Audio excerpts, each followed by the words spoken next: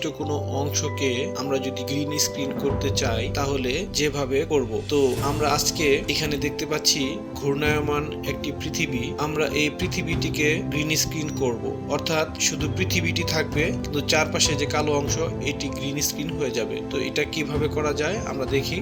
তো আমরা প্রথমেই ইফেক্ট কন্ট্রোলে এসে নিচে যে অপাসিটির অপশন রয়েছে এখানে ইলিপস মাস্ক থেকে আমরা এটাকে মাস্কিং করব। তো আমরা এটা ক্লিক করার সাথে সাথে এটা মাস্ক করার জন্য প্রস্তুত হয়ে গিয়েছে। আমরা এই বৃত্তটিকে পৃথিবীর চারপাশে সুন্দর করে বসিয়ে দেব। এটা বোঝার জন্য আমি যদি আরেকটু বড় করি, এভাবে আমরা চারপাশ ঘুরিয়ে ঘুরিয়ে সুন্দর করে বসিয়ে দেব। এখান থেকে আমরা এটার ফেদারটা একটু দেখে নেব।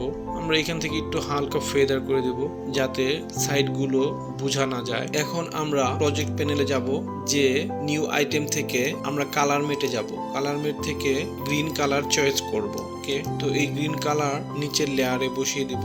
আমরা দেখতে পাচ্ছি খুব সুন্দরভাবে গ্রিন কালারের ভিতর আমাদের ঘূর্ণায়মান পৃথিবীটি মাস্ক হয়ে গিয়েছে। এখন আমরা এই গ্রিন স্ক্রিনটিকে যে কোনো জায়গায় ব্যবহার করতে পারবো।